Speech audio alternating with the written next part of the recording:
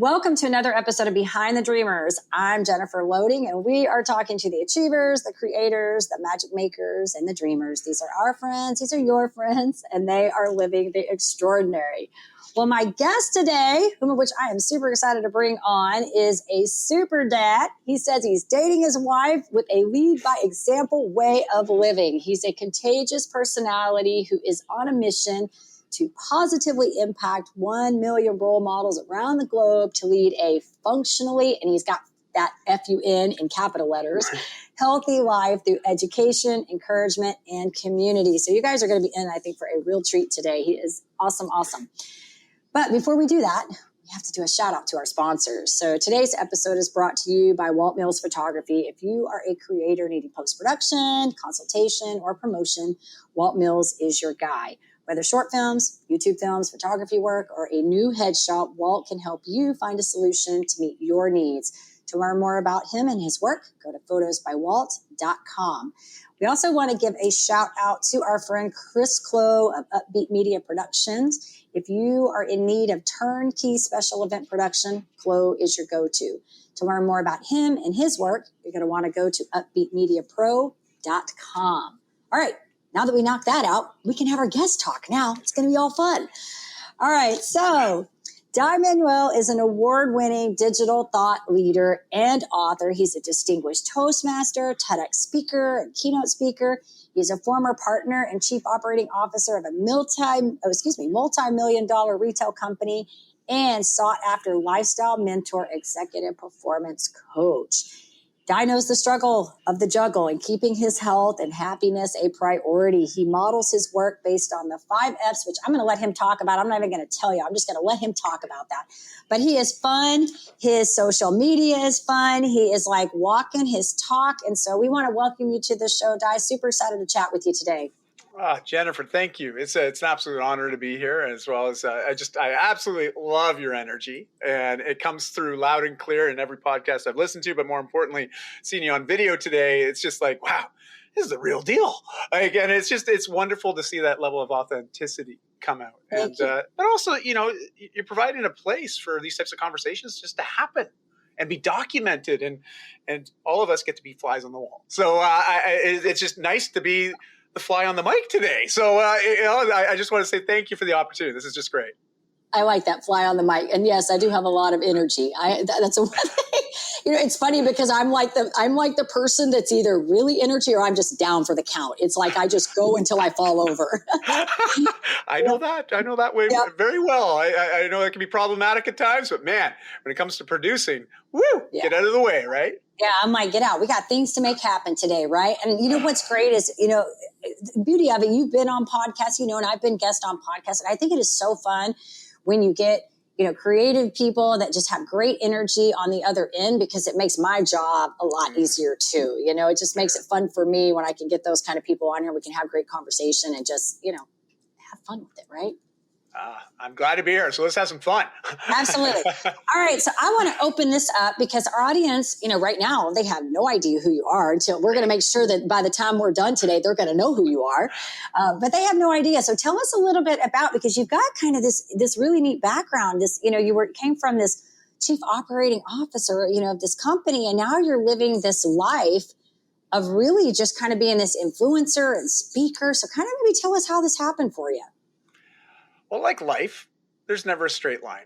I spent most of my adulthood, as far as professionally speaking, helping people, and helping people navigate change, but especially in the health and wellness side of things, because for myself, if I go back to sort of my origin story of what brought me to even wanting to do that, to really not even just wanting, but really thinking that it was the only path for me. That those moments where we have that clarity, that just immense clarity that, gosh, I want to do this every day. It's like breathing. I like it, because it feels good, right? For those that practice breath work, you know what I mean? You get that rush, right? When you really fill the lungs, you oxygenate the body. It's just, you feel clear, you feel confident, you feel on purpose. And for me, I didn't come from a place of feeling like that. Okay. Bottom line, I didn't. And in fact, I came from the opposite end of that spectrum. And At age 9, I went through some trauma. My parents separated and divorced, and I'm going to date myself. I'm 45, almost 46 now. And so you go back 35 years ago, there was only one other kid in my class of 30 kids that had parents that weren't still together. Only one other kid. Where today, and it's unfortunate, and it's a very sad statistic, but more marriages fail than succeed nowadays. Right. So today, the conversation, the stigmas aren't as severe, but also there's a lot more resources to support people, especially kids, when they're navigating those big changes. And so that was my first time really feeling like change is out of my control. This life is chaotic. It's crazy. And I can't do anything about it. Now, again, 9, 10 years old. I mean, of course, you feel a little bit, under the gun. And more importantly, I kind of felt like, Raiders of the Lost Ark, and there's that big boulder, and I can't outrun it. It's coming at me. And I figured that I wanted some control, though. I wanted something that I could feel some consistency in my life. And for lack of better judgment, I found that I could console myself with food and video games and movies, and quite literally create little daily escapes, emotionally, psychologically, emotionally, physically, by doing those pastimes. And unfortunately, it became my main thing. That was my normal. Eat a lot of very nutrition poor foods, but very high in calories, but also playing video games and watching movies. So very sedentary. But I felt like I had control over that, and I felt like it made me feel better in the moment. And, for 5 years, that was my lifestyle, from 9 to 14, almost 15 years old. And to the point where, I remember the doctor pulling my mom in the office and like, Penny Hen, your son dies morbidly obese. No, morbidly obese. Now, at 14, I was like, okay, that doesn't sound good. I don't know what morbid means. I don't know what obese means. But the doctor, looking at my mom, he didn't look happy. He looked rather alarmed. So this probably isn't a good thing. And to be fair, I didn't need that validation that it was not healthy to be like that, because I was experiencing all the symptoms and the psychological burden of depression and anxiety and some other health complications based on the symptoms associated to being in that state of unhealth. And life was hard. It was really hard, and for lack of a better way to explain it now, now I can articulate this, but back then I couldn't. But I remember one day very distinctly becoming extremely fearful that if I didn't make a change, the next 5 years weren't going to be any better. In fact, I knew it was only going to get harder. And if I had to summarize this in a quick statement that I think everyone can relate to, I became more afraid of not changing than the idea of changing. Wow. So I knew I was ready to make a change. Now, how to make the change, I don't know. I had no idea. I was like, I want to get healthy, but I have no idea where that even starts and how to do that and what to do. And who do I know in my life right now that could even help me with this if I wanted to ask for help? And I realized I just needed to start doing something. And in particular, something that was the opposite of what I was currently doing. I remember going to the library, getting books out on fitness and on nutrition and lifestyle. And, my kids, who are both, they're 17 and 19 now, as they like to say, they're very old souls and very wise. I mean, the kids, but I allow that. And, but they'll often joke at me, like, Dad, why don't you just Google it? I'm like, because your dad's older than Google. That's the bottom line. And they get a bit of a lark out of that. But, that's what I had to do back then. I went to the library. I remember looking up articles on the microfiche. Now, I know there's some people listening to this who are like, what is that? Look it up. You'll get a good laugh. And, but I just became someone that was very hungry for information and self-education, because I knew that I could make changes, but I didn't know how to do it. And so that's what started a 2-year journey for me from the age of 15 till 17. Wow. I just started to move a bit more, be more aware of what I was eating, but also becoming more aware of how I was associating with others, like looking to people that were doing things that I was wanting to do and trying to get around that more. And after 2 years, I remember waking up one day and I had this daily checklist of things that I would do, like, I'm going to exercise today. Or like for me, it was going for a bike ride. I was going to eat healthy. And often I would drink at least 2 liters to 3 liters of water a day. Those like the mainstays that were there every day. And I remember this one day waking up and I was like, I went about my day and I realized later on in the day, and I wasn't really aware of it, but I was aware of it because I was like, I haven't been checking things off my list as I finished them today. And yet I did everything that I would have had on my list. And that is when I knew, wow, I've got a lifestyle now. This is just my way of being. This is my new normal. I didn't have to think about it. I just did it. I lived it. Like it became part of my everyday. And that's when I started to really appreciate that change is possible when we decide it. You know, like when we decide that we want change, man, we are more than capable of creating that. And that was sort of what set me in motion to commit my life to health and fitness, because I had a friend of my parents come by the house. You know, here I am 17 and a half. I'm making myself some food in the kitchen. This old guy, and I say old guy because I laugh at this now because he's actually the age that I am now is what he was back then. And here I am. And back then I was like, man, he's an old guy. He's like a friend of my mom's, right? And I remember Larry coming to the door and he's like, Dai, do you have a minute? Like, is your mom around? And I'm like, oh yeah, she's in the back gardening. And he just stood there looking at me. I'm like, okay, this is kind of weird now. And this is an uncomfortable glare right now. You know, I'm like, she's in the back. Why are you hanging out here? And it was like a good 10 seconds. You know, it was awkward. Yeah. He's sort of there. And I could tell that he started like wrestling with something. And he goes, can I just talk to you for a minute? And I'm like, oh, geez, what did I do last weekend? You know, am I in trouble? Like instantly, you know, the sweats are coming on. My palms are sweaty. Like my heart rate's going up. I'm like, I must be in trouble. I'm caught. I must have done something. And he goes, and anyway, so he came in, sat down at the table, and I sit down, and right away he starts acknowledging all the changes that he's seen in me and telling me, like, I've inspired him. Now, you have to understand, at this point, I felt I had very little value, if any. You know, I was coming from a very hard place and a hurting place. And to hear that come from that gentleman at that time was just amazing. It was the first time I'd really taken note of that and that feeling it made in me. But more importantly, what happened next was the end-all be-all for me, because it's what set in motion the next 30 years. He asked me for help. He asked me, could I help him navigate some health changes?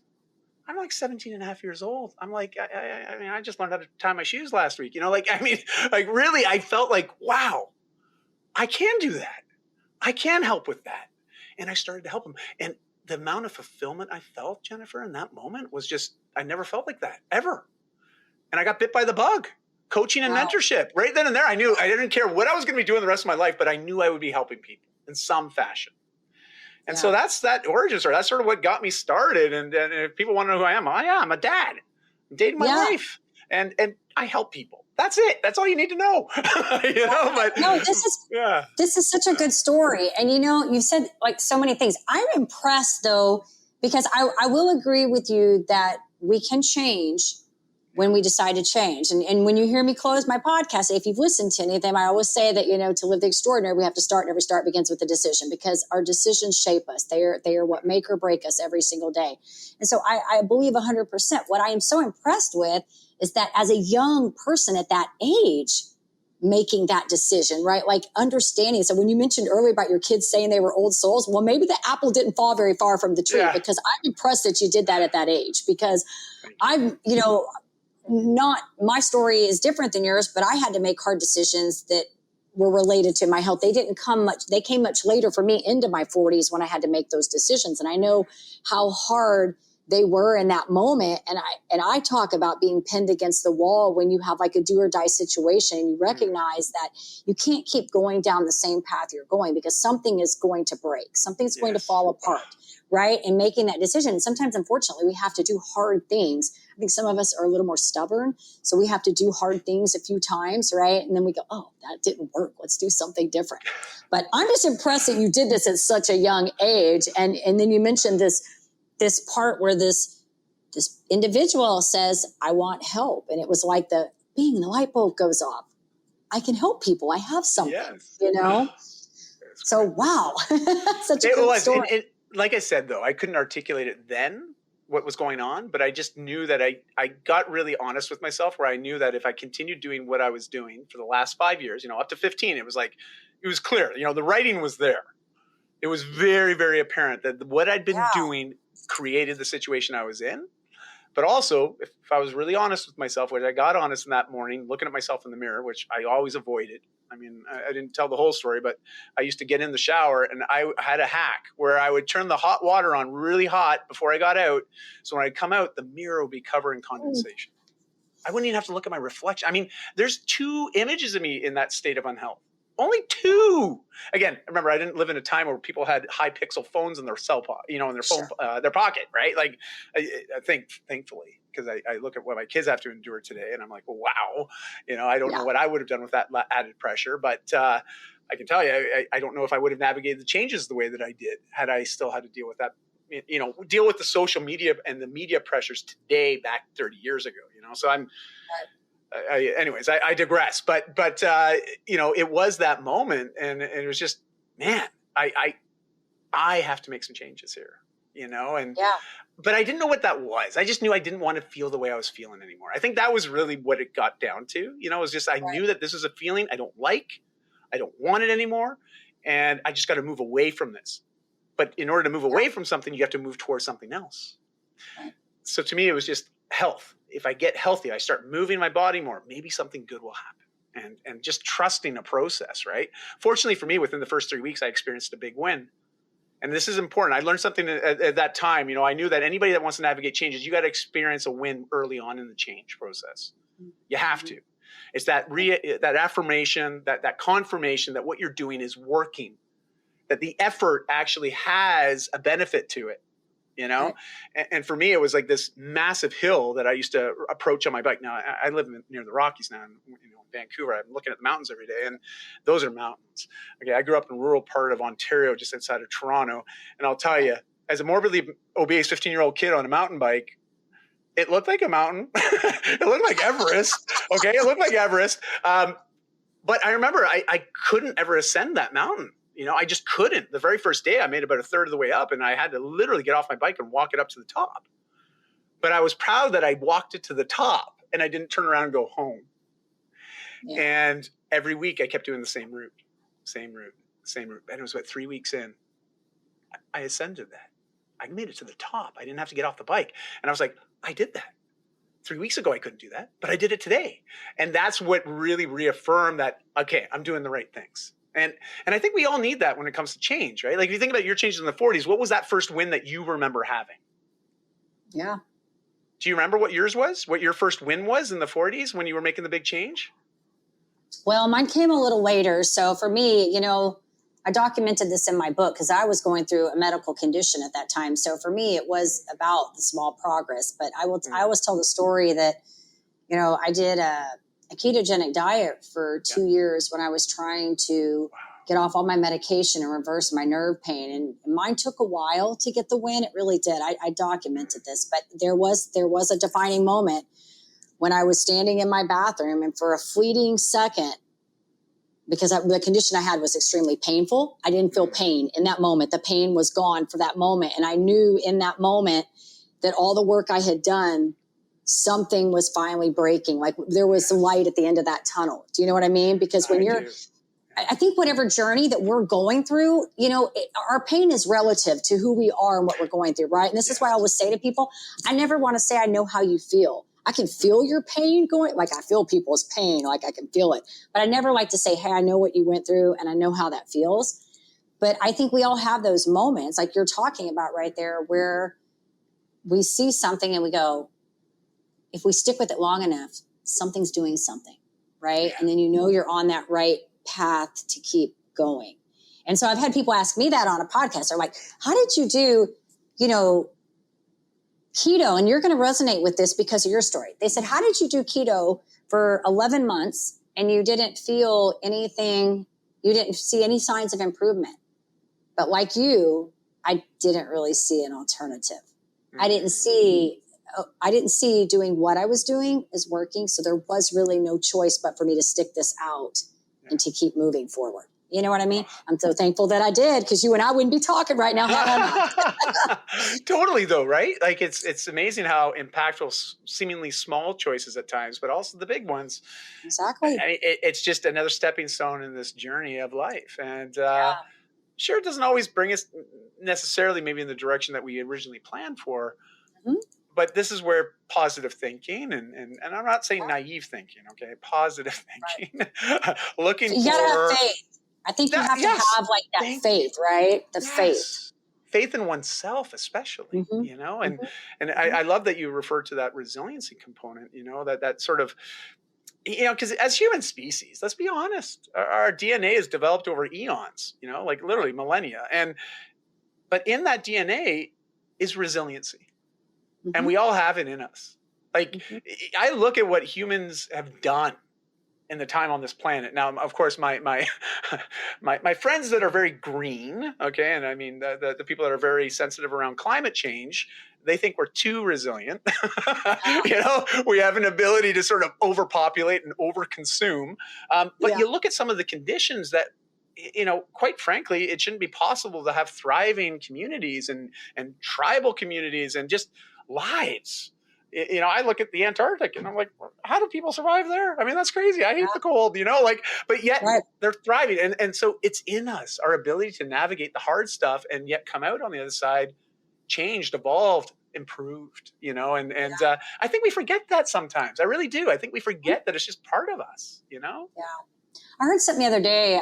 I've been in the morning when I'm working out, because I work out every day too. And some days I'm in my mood, so I'll get on the elliptical, or if I'm running, and I'll put on some motivational stuff and kind of listen to sort of set my day. And I was listening to a motivational speaker the other day, and you're going to love this because we're talking about resilience. And he was talking about the difference between simple and easy.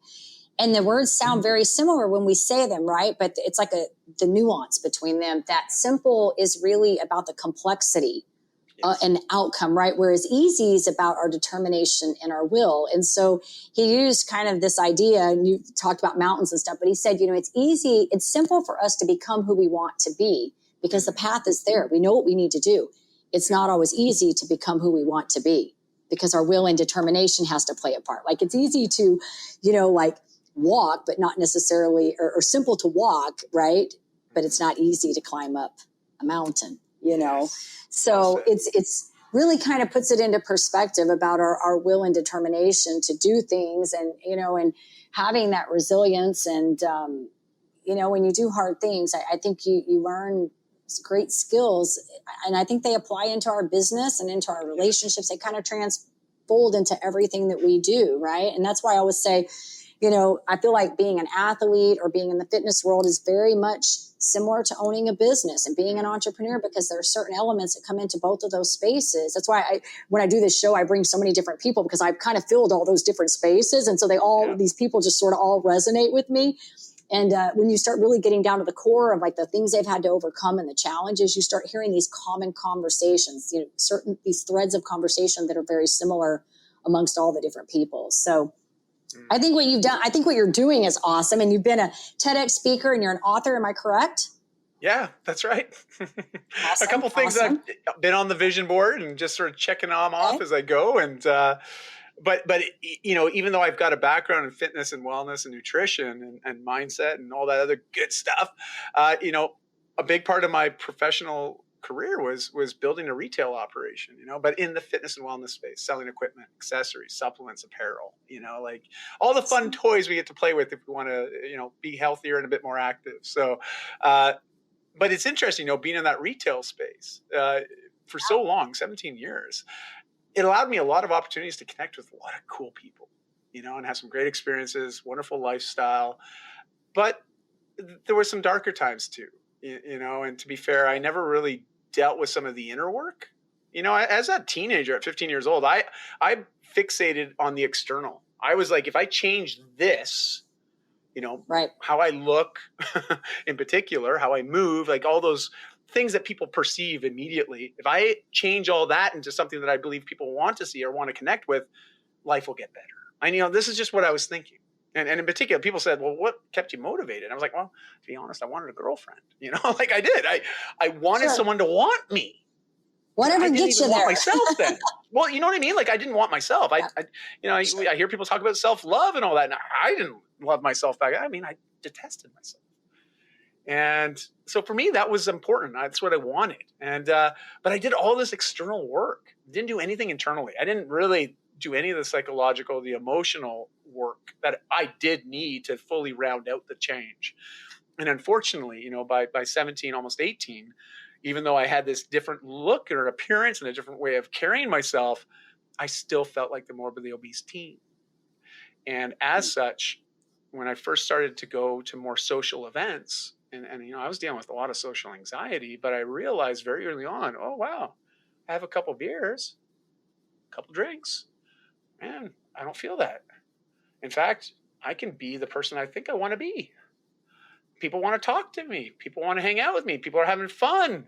Oh, it's a lot easier to talk to those girls. Like, I had all these reasons to justify, wow, this thing called alcohol, it's awesome. And but unfortunately, it became a really powerful crutch in my life.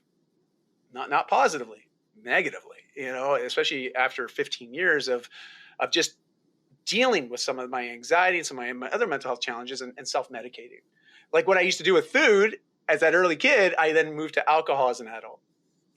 And it wasn't until, and this is where my TEDx talk comes in, because I talk about vulnerability and how that really supported me in navigating some big changes 13 years ago. In particular, making a commitment to my three most important women in my life, my two daughters under the age of 6, but also my wife at that time. We've been together for a decade. And I made a commitment to them, but more so myself, Jennifer, that I'd go 1 year without drinking. And it was just, I didn't say, I never believed I had a problem with alcohol per se, but I know I had a really bad relationship with alcohol. I mean, people refer to me as fun guy Dai when I drink. I was the guy. I'd go to professional trade shows and I'd work a deal with, a supplier or a vendor. And next thing okay, now that the business is out of the way, where are we partying tonight? I'm going wherever you're going, Dai. I had this reputation. And that's when I really started to realize there's an imbalance here. This idea of how people perceive me and who I actually believe I want to be, they're in conflict. But how do I change that? And my hand was sort of forced 13 years ago, where my wife approached me and started talking to me about what life would be like to co-parent her kids and to be separated and ultimately divorced. And again, that was very triggering. I'm going back to 9 years old. My parents dropped that bomb on me, right? So it was really a challenging moment, but I was like, you know what? I need to move away from this habit. I need to make a change again. I need to do the work I never did.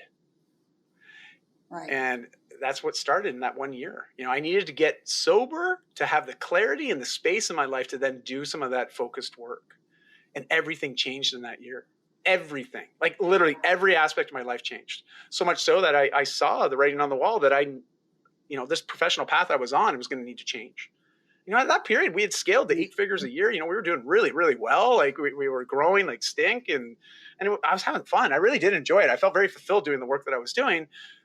But there came a place where, as I was changing and evolving and getting more aligned with emotionally and spiritually who I believed I wanted to always be, and I started to recognize the path I was on was limiting me achieving that.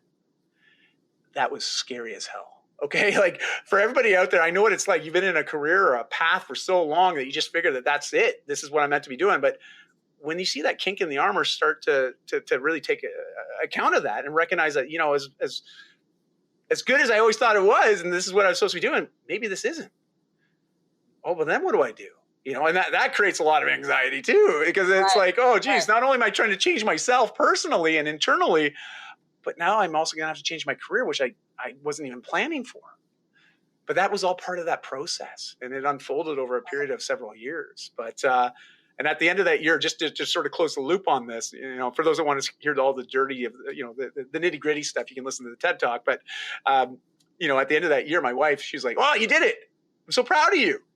Because up until that point, she'd only ever seen me go 1 month without drinking, like the sober Januaries kind of thing. So those little challenges.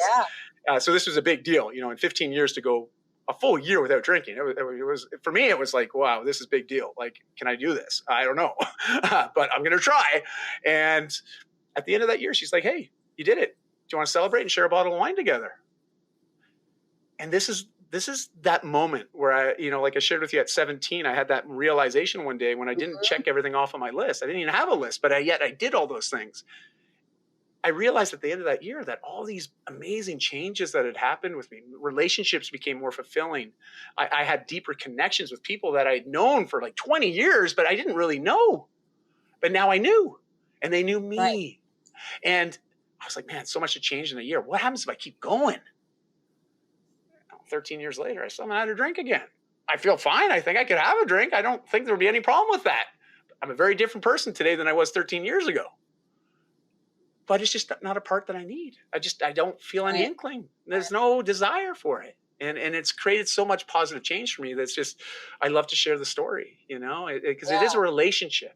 It's just a relationship. It's how we value not only ourselves and our lives, but those in it. And if the value proposition isn't, if there's an inequality, that's where alcohol and substances tend to fill in those gaps, or gambling or pornography, or there's lots of these things, right? Well, and I think, you're hitting upon something. I think it gets back to those, you mentioned early on in this, the inner work and as a young adult, 17, I mean, you're barely even an adult at that point. You're not really able to articulate that, right? Like understand what is inner work, right? So you talked about this existential and interestingly enough, Dai, I mean, adults that are our age are still focusing on existential things. That's why we do what we do, right? And that's why I do as a coach, because I work with a lot of people. It's like I send the people to the fitness trainer, to the marriage counselor, or to whomever they need to go to. But none of that's going to stick. None of those things that they learn are going to stick until they work on the inner work, right? Like until they come to terms with why they're doing the behaviors they're doing, why they're resisting the change so much, right? Like it's like we have to. There's so much to this. We can have like a long conversation because really it takes like years to get to a place where you're unconsciously competent in something. You've been exercising for so long. You've been doing like I have. I didn't grow up exercising. My mom used to go to this place called Cosmopolitan and do jazzercise. So I'd see these things, but I didn't grow up an active kid. I did some dance for a while, but I didn't really grow up that sports kid. And so I remember being in my early 20s and thinking, I didn't like my weight and stuff. I needed to exercise, but it was never really a part of my life. It became a part of my life in my late 20s when I started teaching aerobics. I was actually a fitness trainer and I did that for 8 years. And I did it while my oldest daughter was a baby because it was free babysitting. So go back to the existential. It was free. It was money and free babysitting. I didn't care about the working out part. Okay. But then it sort of got into me in a place of, okay, I started valuing that I liked how I was feeling when I was exercising. And then when I went through my whole medical nerve condition, whatever you want to call it, crisis, my late 30s into my early 40s, I became a runner. And that's how I became a marathon runner. I used it as a tool to help me get through the pain. It was actually a diversion technique for me. And then it became a part of my life. So when we talk about all this stuff, this inner work, people try to go make these changes and they want to do them quickly and they're focusing on this outside thing, right? And then what ends up happening is exactly like what you're talking about. They never do the inner work and then it attaches to something else. The whatever the feeling was, it's either food, right? It's either the alcohol. And I always talk about, even like with me, kind of that scarcity mindset, like I grew up, my parents were entrepreneurs and I always kind of joke about this and say, we sort of lived a feast or famine life growing up. We either had things or we had nothing. And so food, I started associating even food as being kind of a feast or famine thing. If I got the Oreo cookies, like I need to hang on to them and I'm going to eat them all because I don't know if I'm going to get them again. And I really started realizing for me how these associations I was having with the food. And ironically enough, I loved sweets my whole life. I have loved sweets, especially ice cream. I don't even crave that stuff anymore. I just don't. There's like an entire bag of Reese's peanut butter cups in my closet right now because we bought them for trick-or-treaters and only like one trick-or-treater showed up. So we have all this candy and I'm like, okay, they're in there. I don't crave that stuff like I used to. And I think it's because my mindset has changed to know that if I want it, I can have it, but I don't need it to cope. I don't need that as an emotional tool to make me feel better.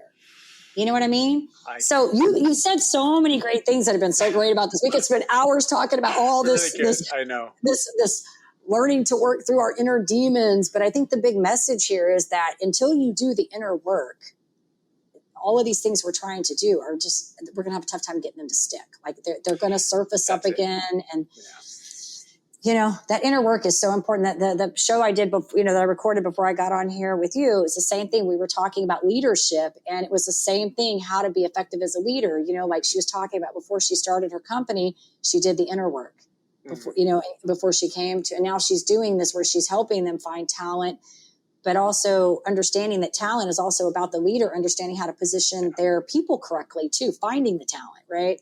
And so everything we do in life is about the inner work. It's always about the inner work. It's the journey. It's the hero's journey, the monomyth, right?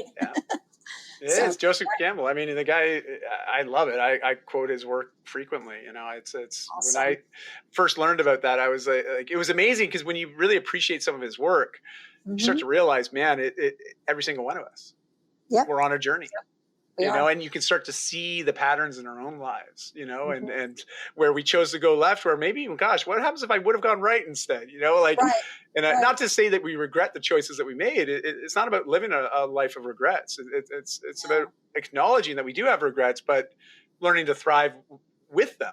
You do know what I mean? Like it's because it can be a very debilitating feeling, that feeling of regret. I think it's very debilitating. I know I've been frozen by it many times in my life, and it's something that I'm always trying to work through. So it's, anyways, I love what you just said. I think it's so on point and a great summary of what we've talked about today. Yeah, you've got a great story. I know we talked off, and that's why I said I love about the podcast. I never know where these are going to go, how we're going to navigate them. I just kind of like to let it flow. And but you've got such a great story. I do want to ask you really quick this 5 F's, because I mentioned that in the very beginning, because you do this through a lot of, I've been on your social media pages. They're very vibrant, and you have a great energy, which I think is fun because it's a warm feeling. And I think people like that. They can resonate with that. And and so these 5 F's, I feel like they're showing through on your work, like they're coming out. So tell us what those are, because our listeners are like, what is this she was talking about at the beginning? Well, thank you, Jennifer. Well, listen, it's a lot of us, we have to ask ourselves what motivates us, but also what guides us. And I think values are really important. I think Brene Brown does some of the best work I've seen when really explaining values, especially in the professional landscape. But if you take what she talks about, this idea of really having clarity of values, they are very guiding. It's a quick way to filter through all the information. I mean, our brains are bombarded with thoughts, 60 to 80,000 of them a day. Like if we had to sit there and catalog all of our thoughts that go in our head every day, I mean, we'd never leave our bed. We'd be there all day. So we have to recognize that our values is a quick filtering system that allows us to figure out, okay, does this align with things that I want in life or not? It's a yes or a no. It's not a maybe. Now, of course, we have fear of missing out a lot of the time. So we turn, anything that we're thinking about a no, we often make a maybe, which just creates a lot of overwhelm in itself, that indecisiveness. And I can speak to that. I'm a recovering maybe guy. It's all good, because it is all good. Because when you get clear on the values, it can help you sift through information very quickly, but also recognize some of those, conditioned biases that we all live with, or unconditional biases. I mean, it depends on how you look at it, but we all have certain beliefs that are guiding us, whether we know it or not. And some of them are very limiting. We hear the term self-limiting beliefs. Now, when I got really clear many, many years ago, my wife and I started to think about our family. What are our true values that unite us as a family? And I'm a big fan of alliteration. It's the writer and speaker in me. Okay, I went to school for English literature and philosophy. Of course, that's why I had a job in fitness. I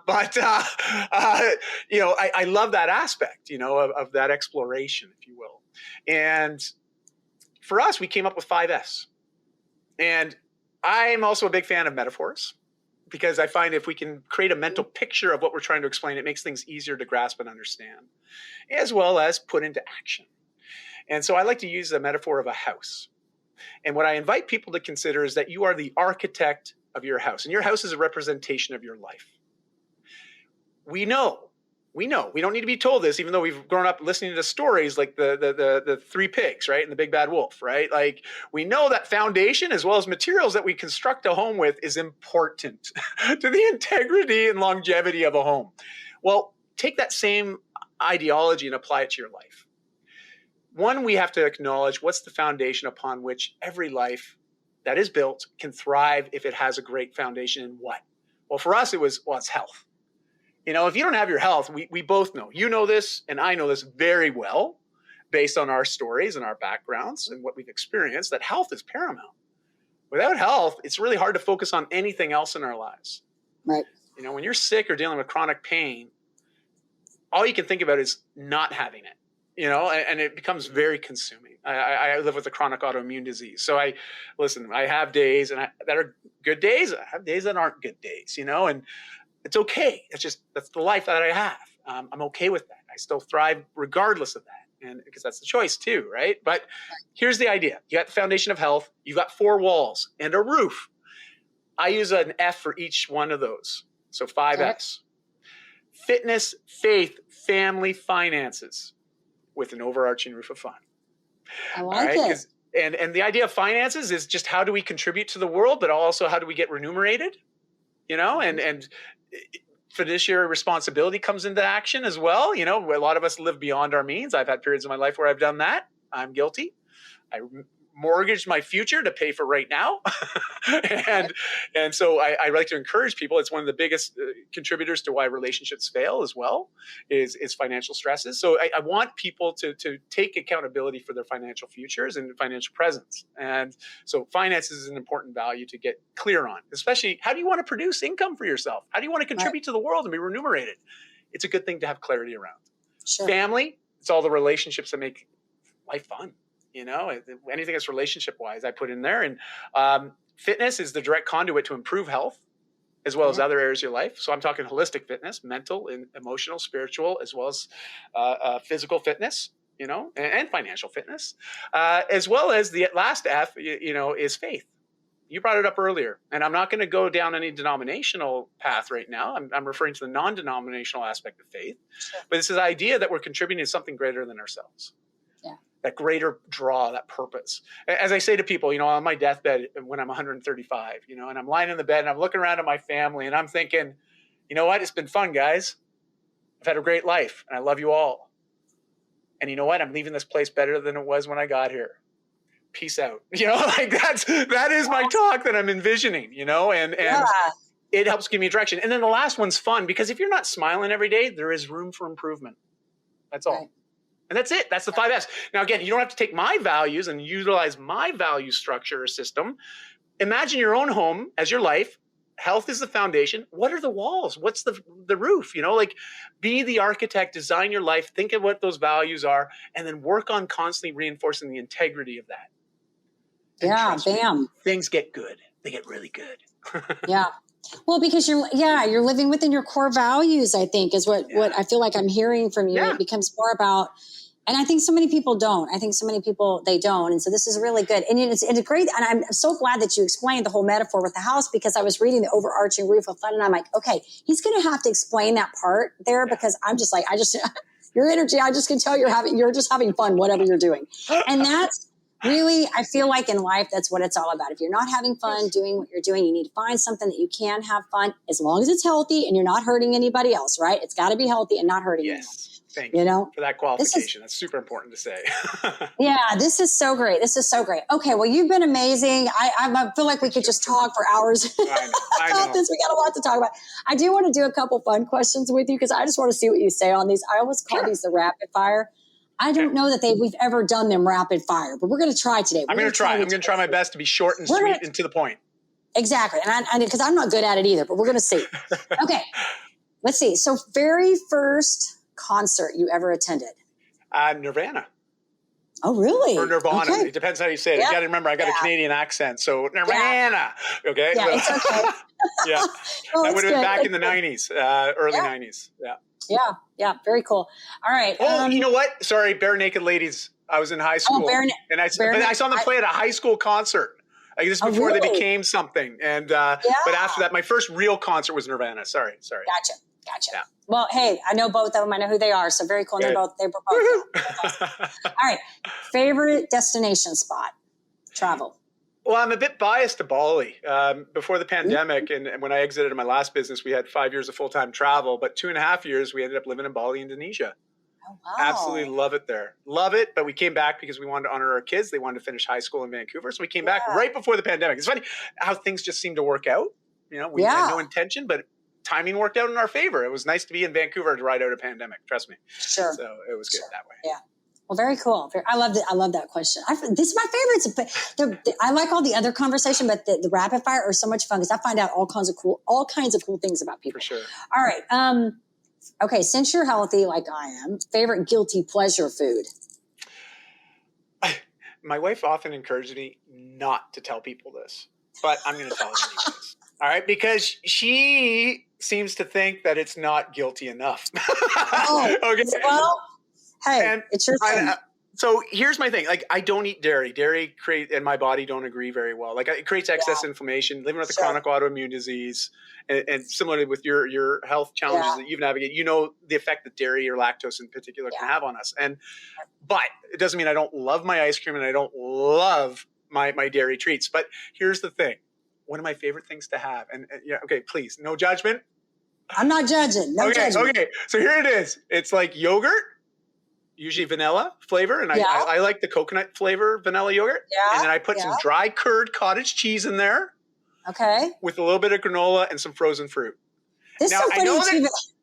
I know people think it's like, that's way too healthy. That can't be a guilty pleasure. But if you understood my health and my sensitivity to dairy, you would understand it is a guilty pleasure because there's pleasureful, but the way I feel afterwards, there's some guilt there, you know. But I brought it on and I chose for it, so I live with it. You know, it's funny that you say that because I make low carb granola.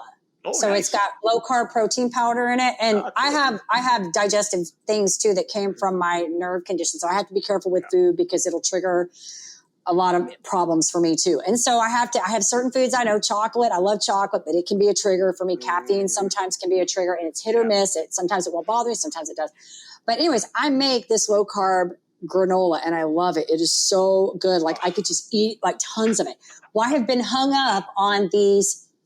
They have these keto yogurts here, and that's the brand. It's like keto, and it's another name, but oh my gosh, they put avocado oil. So they're like, I don't even like yogurt, but I love these yogurts. And so just today, I went to our local Tom Thumb because I have no yogurt left because I wanted granola and yogurt. And I go in there and they have none of the vanilla left, and I want the vanillas. But so I came out with coconut, strawberry, and black cherry. So then I was going through the store trying to find, because I don't have time to make the granola right now. So I was trying to find a bag of low carb granola. I'm serious. I walked out today with a bag of low carb granola and yogurt. That was my guilty pleasure for today. So I totally understand when you're talking about, like, because I don't eat a lot of junk. So sometimes, like, I was telling somebody, like, I love low carb pancakes. I eat low carb pancakes and I love them. Now, if I get a good buttermilk pancake, I'm okay. But I'm okay with the low carb pancake. To me, that's like heaven because I get to eat pancakes, you know? It's so good. Wow. That's why I said whatever. It's different for everybody. And that's why I like asking that question. It's fun. So, all right. I love that. That's one so cool. last question I want to ask you. This is one of my other fun favorite ones. What is in your Amazon cart right now? Let's see. Oh, okay. So I bought some, how do you pronounce it? Psyllium husks. So it's like, like psyllium husk? Or psyllium husk. I always say psyllium. I know what you're talking about. Thank you. So I add that into all my smoothies, you know, just for those that aren't aware. I mean, if you're not getting an adequate fiber in your body, it will do your body wonders just by increasing your fiber content. And it's an easy fix for me to do that. I get lots of fruits and veggies in the day anyways and salads, but I like that in my morning smoothie. So that's in my Amazon cart. And I'm just trying to think, what else did I have in there? There's something else that I just ordered. And I'm drawing a blank. It was a headset. I needed a new headset. So that's all. It's nothing super exciting. But it's okay. It's your Amazon cart, right? It's fine. But I knew what you were talking about when you said the psyllium husk, because I'm like, I have purchased that before too. I've put it in my food. So it's amazing. Just like 1 or 2 tablespoons in your smoothie every day. And especially for the men that are listening to this, do it. Like, all I can say is, and I'm not someone to be very forceful this way and say, hey, go do this. Like, because again, I prefer inviting people to do stuff, but I will be rather dogmatic on this one. I'll be like, go do it. Just do it, but also get into a habit of a morning smoothie. Get all your fruits and vegetable quota. And I still want you to eat it throughout the day, but it's the easiest thing. If you can bang out most of that in your first meal of the day, make it easy, make it convenient, make it something that you can do very quickly. It is like the most impactful habit that I have in my life is my daily morning smoothie. Yeah. And I feel incomplete if I don't have it. I feel so off if I don't do it. That's why I'm the same way too. I have my morning breakfast. It's the same thing pretty much every single day. I've got my low carb pancakes and my blueberries in them. I love that. That's so good. I get it. It's funny because I think when you have those kinds, here we got off on the rapid fire. When you have like digestive things or, autoimmunes or things we have to worry about that, you get very like kind of set in the way of the foods that you can eat. So I feel like I eat pretty much the same every day. And I'm okay with that. And, and sometimes I'll go out and I'll have something different. But to me, a lot of times it's just not really worth it because I just don't want to feel bad the next day. I don't want to wake up and have stomach aches and headaches and I want my day to be great, right? Like I want it to be great. So I love that you acknowledge that though. Like the fact that you own that, okay, I could choose to do this, but you know, it's just not worth how I'm going to feel tomorrow. Not worth it. No, I got things to do. I got lives to change. That's so good. That's great. I got podcast episodes to get on so I can talk to amazing people. So, Dai, this has been incredible. I've enjoyed chatting with you. You are fun, great energy. If our listeners want to get in touch with you and find out a little bit more about your coaching, your mentoring, the TEDx, your book, what you got going on in social media, where do we want to send them? Well, thank you. The one thing about having a unique name, Dai Manuel, it is pretty unique. I know I have yet to meet anybody else with that name. And Dai is a Welsh name for David. Okay. Manuel is Portuguese. So I know people are like now doing the math. They're like, okay, this doesn't compute quite very well. Hey, don't worry. It's just my life. And as I tell everybody, I'm just Canadian. Don't worry about it, or actually I should say, don't worry about it. But regardless, I am very active on Facebook, Instagram, and LinkedIn. So if you connect with me on those social profiles, just by typing in my name, shoot me a DM, a message, or comment. It's only me. I don't have people that do this for me. I maintain that myself in my business. So those direct points of contact, those communications are very important to me. I honor those. So I always love just people sharing. I'd like to hear your answer. If someone reaches out to me, I want to know what's your guilty pleasure when it comes to food. Okay. Mine? So I heard you and Jennifer talk about it. Here's mine. And that'd be a great way for us to start a conversation, Absolutely. Well, we'll make sure too, when this all gets together, that we get you tagged, we get them in the right places. But yes, you are easy to find. Easy. That's what we should have. Not to get that confused, as simple, of course. Yes, that's right. Great. Yeah, right. Yeah, the easy, the simple. You're going to remember that now. It took me, I had to listen to that motivational speaker say that like 10 times so I could get that in my head because I was trying to articulate it. Like, let me get that right. And now it's you got it now. You nailed it. Can you explain that so well, Jennifer? That was great. I love it. It's in my head now. Are we being simple? I'll be quoting you on that next time. Exactly. Are we being simple? Or are we being easy today? Which one we going on? Is this a complex problem? Or are we just having no will and determination today? So this has been great. I want to thank you so much, Dai, for being on the show today and your energy and just all the fun, warm stuff. You're doing amazing things. And I just want to keep encouraging you to keep doing you because I think you're spreading light and sharing, your energy and your happiness to the world. And that's what we need more of today. So thank you for all of that. Oh, thank you so much for that. It's been an absolute pleasure and honor. And I'm just very grateful to have met you and to have been part of this experience today, the shared experience. And thank you for creating a space for these conversations to happen. It's just amazing because you're actually offsetting that negative to positive balance, which has been completely out of whack the last few years of this whole global pandemic that we're having. I look at the amount of negative media. We need more positive. And so you are offsetting that scale in a huge way. And I just want to say thank you. Thank you. All right. And of course, we do want to say to our listeners, if you enjoy our show, please be sure you give us a rating both on iTunes and Facebook. We can't do this without you. And then hit that subscribe button on the YouTube. We want to leave you with our parting thought, which I mentioned earlier. I always say the same thing because I'm all about it. If you want to live the extraordinary, you have to start. And every start begins with a decision. You guys take care, be safe, and be kind to one another. We will see you next time.